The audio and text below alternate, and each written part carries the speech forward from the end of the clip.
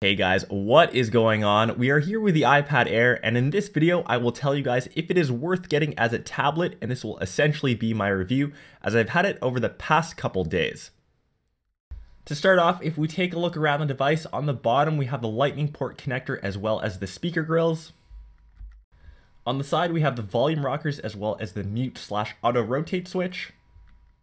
And finally, on the back, we have the on and off button, as well as the same 5-megapixel sensor found on previous iPads. And if we take a look at the back, on the right, we have the space gray/black version, and on the left, we have the silver/white, almost two different just shades of gray. It would be nicer to have, say, the black found on the iPad mini. However, it's all personal preference. And if we take a look at the front, you can see the black version on the right, as well as the white version on the left. It shares the same 9.7-inch Retina display found on the previous models. However, on the inside is where a lot of the changes are happening in the iPad Air.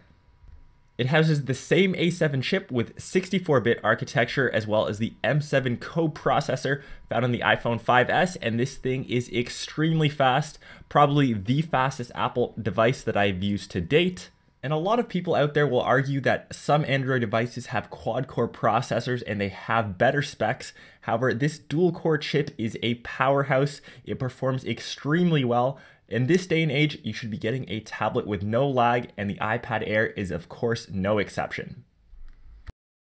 And one little new feature that Apple decided to include, which is something that I really enjoyed, they're allowing you to download Apple's set of apps absolutely free. So these include iMovie, GarageBand, and a bunch of other different ones. And they used to cost money, but Apple is now including them for free, which is a nice little bonus.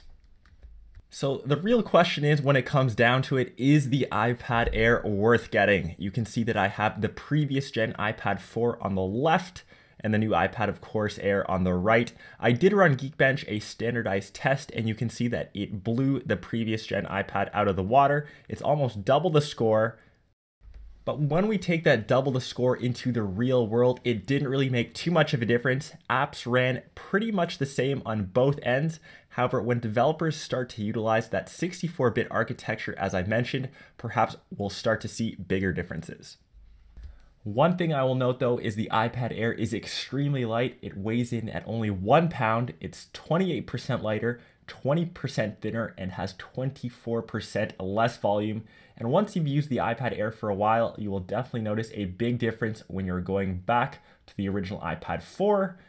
And you saw it also has that diamond cut edge found on the iPhone lineup. It's a nice new feature when it's new, however, it does damage quite easily. So finally, when we come down to it, is the iPad Air worth getting? Is it a worthy upgrade? If you already own the iPad 4 or even the iPad 3, I would say hold on to that for a bit longer. However, if you have the iPad 2 or previous gens of that, I would definitely say the iPad Air is a worthy tablet to get as a successor. And that pretty much wraps up my review of the brand new iPad Air. If you guys like this content, please make sure you do like this video and subscribe to my channel, and I will see you guys in my next video.